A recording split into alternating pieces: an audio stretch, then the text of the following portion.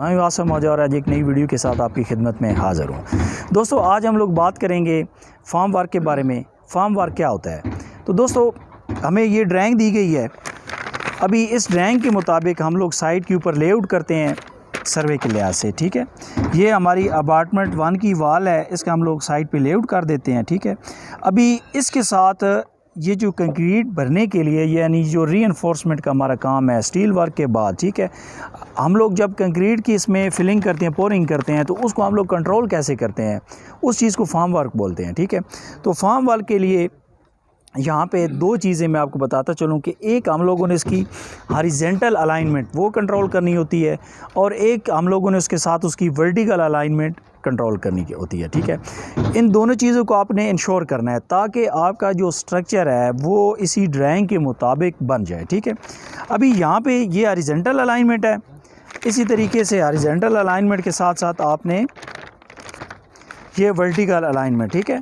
तो आपने इसको भी इंश्योर करना है कि वर्टिकल अलाइनमेंट अभी यहाँ पे देखें हमारी जो वाल की हाइट है वो 7.053 मीटर है, ठीक है। तो दोस्तों हम लोग इसको 3 स्टेपों में भरते हैं, ठीक है। हम लोग इसको 3 स्टेपों में भरेंगे अपनी शटरिंग के लिहाज से। हमारे पास प्लाई है 8 फुट की, तो हम लोग इसको 3 स्टेपों में उसके मुताबिक हम लोग भरेंगे, ठीक है। अभी इस चीज़ को हम लोगों ने यकीनी बनाना है, तो हम लोग यकीनी कैसे बनाते हैं, आइए इसके ऊपर बात करते हैं। तो दोस्तों किसी भी प्रोजेक्ट के ऊपर जो हमारा जो स्ट्रेंथ होती है, जो हमारी टीम होती है, उसमें सर्वेयर्स भी होते हैं, उसमें सुपरवाइज़र भी होते हैं। स्पेशली हमारे अभी यहाँ पे स्ट्रक्चर के ऊपर जो हमारे यहाँ पे अभी सुपरवाइज़र हैं, हमारे बड़े बहुत एक्सपर्ट हैं फार्म वर्क के हवाले से, हाफिज़ुल करनैन साहब। तो हाफिज़ साहब अभी इस चीज़ को यकीनी बनाते हैं कि यहाँ पे हमारी जो वर्टिकल और हॉरिजॉन्टल अलाइनमेंट है वो बिल्कुल ठीक है, क्योंकि ये सारा काम जब हमारा ठीक होगा फिर हम लोग कल स्टैंडर्ड को चेक करवाते हैं। तो हाफिज़ साहब थोड़ा सा हमें बताइए, एक तो हमें ये बताइए कि आप इसको वर्टिकल अलाइनमेंट आप लोग कैसे कंट्रोल करते हैं? सर पहले स्टार्टर भरा हुआ होता है, स्टार्टर के साथ हम इसको स्टील लगाते हैं। स्टील जब लग गया उसके बाद हम स्टील को इसके साथ साल करते हैं यानी प्लम बॉब के साथ आप इसको अलाइनमेंट इसकी सारी कंट्रोल करेंगे। इसको हम साल करने के बाद जब स्टील मुकम्मल कंप्लीट हो जाता है उसके बाद हम इसको साल करते हैं। उसके बाद हम स्पेसर हैं ये लगा देते हैं।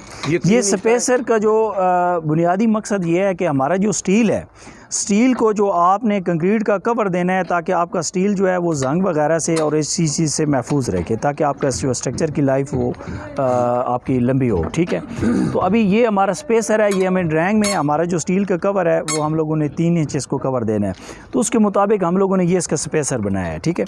अच्छा सर अभी ये बताएँ कि आपने ये जो चीज़ बांधी हुई है, ये जो तार बांधी हुई है, ये आप इसको कैसे कंट्रोल करते हैं? ये भी सर ऊपर से स्पेसर लगा दिया, फिर इसके बाद हम इसको ये साल करते हैं, इसीलिए इसको बांधा हुआ है। यहाँ पे आपका सर कितना फासला है वाल से, ये थोड़ा सा चेक करवाएं। हमने यहाँ से ऊपर से जब 335 mm, ठीक है, और नीचे से भी आपका 335 mm है। इसको मालूम हुआ कि हमने जो है ना इसको बिल्कुल इसकी साल बिल्कुल एक्यूरेट की हुई, ठीक है। मतलब जितना डिस्टेंस आपका ऊपर से है इतना नीचे से, अगर ये इसमें वेरिएशन आ रहा है यानी ऊपर का ऑफ सेट हो रहा है और नीचे से आपका हो रहा है, तो मतलब आपका फिर ये साल नहीं है, ये वर्टिकल ये आउट है। तो ये अगर वर्टिकली आउट हो गया तो ये ऊपर जाके तो काफ़ी फिर मसला बनाएगा, इसलिए इसको यहाँ से नीचे से आपने 0-0 करके लेके जाना है। पहली बात ये कि आपने जो स्टार्टर भरने होते हैं तो स्टार्टर आपने कोशिश करनी है कि पूरी एक्यूरेसी से बने, उसी स्टार्टर के साथ आपकी शटरिंग लगेगी, ठीक है।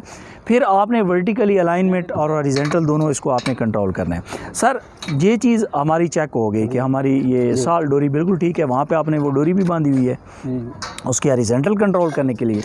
अच्छा इसमें एक चीज़ हमें ये बताएं कि यहाँ पे ये आपने इसको वेल्ड क्यों किया हुआ है? ये सर इसमें ये टेढ़ी है, थोड़ी सी वाल ड्राइंग में तिरछी है, तो इसीलिए हमने ये इसको ताकि ये बाहर ना आए। वैसे बुल्ट डालते हैं, बुल्ट अगर हम डालें तो ये 2 मीटर है आगे तक। ये बेसिकली जो सर के कहने का मकसद ये है कि ये स्क्यू में है, इसकी एक साइड से जो इसकी हमारी इसकी चौड़ाई है वो और है और दूसरी साइड से इसकी चौड़ाई और है, तो इस चीज़ को कंट्रोल करने के लिए और फिर इसका जो वेट पड़ना है कंक्रीट का, तो उसको कंट्रोल करने के लिए हम लोगों ने यहाँ पर रॉड लगा के इसको वेल्ड कर दिया है। तो सर दूसरी बात ये, जब भी 2 फुट या 1.5 फुट से ज़्यादा हो ना, ये चेक कर लें, ये तकरीबन 2 फुट के करीब, डेढ़ फुट के करीब होगा। ठीक है।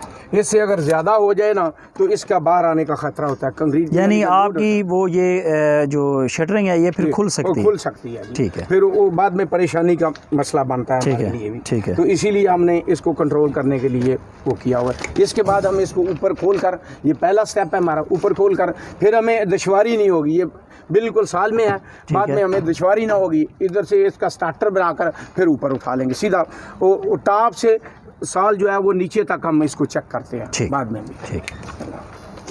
आपको थोड़ा सा बताता चलूँ कि ये देखें हमारी पायल कैप का ये लेवल है, ये हमारी पायल कैप का लेवल है ये पियर का। ठीक है। तो इसमें हम लोगों ने ये जो इसकी हाइट है प्लस करके 6.613 अभी यहाँ पे, अभी मैं पियर के उस पर खड़ा हूँ। ठीक है। तो अभी हम लोगों ने ये लेवल बिल्कुल कंट्रोल कर लिया है। इसमें मतलब 1 सेंटी से ज़्यादा हमारा फ़र्क नहीं है। ये हमारा 4 मिली का सिर्फ लेवल में वेरिएशन आया, तो ये बहुत अच्छा रिज़ल्ट है। ठीक है। तो ये हम लोगों ने कैसे यकीनी बनाया है, तो इसके लिए सर आफत साहब एक बात बताएं कि इसकी जो थिकनेस नज़र आ रही है आपकी ट्राज़म की, तो थिकनेस इसकी बहुत ज़्यादा है सर। तो इसका यानी अगर थिकनेस ज़्यादा है तो मतलब इसका लोड भी डेफिनेटली काफ़ी ज़्यादा है। तो सर आपने इसको कैसे इंश्योर किया, आप लोगों ने इसको कैसे कंट्रोल किया है? सर इसको हमने लैप नहीं किया, जो वर्टिकल हमारे पैप लगे हुए हैं ना, उसके ऊपर ये जॉइंट रॉड होता है, जॉइंट रॉड बनाया, जॉइंट रॉड बनाया हुआ है। इसके ऊपर हमने ये ऊपर लगाकर इसको हमने ऐसे ऊपर लगा दिया। ठीक है। ताकि इसका जो लोड है ना सर, ठीक है, एक दूसरे के ऊपर आए। अगर हम इसको लैप लगाते ना तो ये हमारे जो क्लम्प हैं, ये जो क्लम्प है हमारे, ये लगाते हैं हम, इसके साथ हम लैप लगाते हैं। लैप लगाए तो ये स्लिप होने का खतरा होता है, इतना बड़ा लोड है। इसीलिए हमने इसको ऐसे रॉड डालकर ऊपर पैप लगा दिया, ऊपर हमने क्लैंप लगाकर सर वो गार्डर देख रहे हैं, गार्डर। ठीक है। वो हमने गार्डर डाले हुए हैं ऊपर, उसके ऊपर फिर इस हिसाब से हमने जो है ना इसको कंट्रोल किया। सर ने एक और चीज़ किया कि यहाँ पे हमारे फोल्डिंग पैप लगे हैं, तो इस फोल्डिंग पैप के नीचे जो आप देखें कि वहाँ अक्रॉस जो हम लोगों ने डाली हैं वो हम लोगों ने लोहे के गर्डर डाले हुए हैं। तो ये इसीलिए है क्योंकि इसके ऊपर काफ़ी ज़्यादा वेट आना है, तो ये ताकि कोलैप्स ना कर जाए। तो ये थी चीज़ें, यानी वर्टिकल अलाइनमेंट और हॉरिजॉन्टल अलाइनमेंट, और हम लोग इसका फॉर्म वैस कैसे करते हैं और हम लोग उसको कंट्रोल कैसे करते हैं। तो दोस्तों उम्मीद करता हूँ कि मेरी आज की वीडियो आपको अच्छी लगी होगी। अभी आपसे इजाज़त चाहूँगा। अल्लाह हाफ़िज़।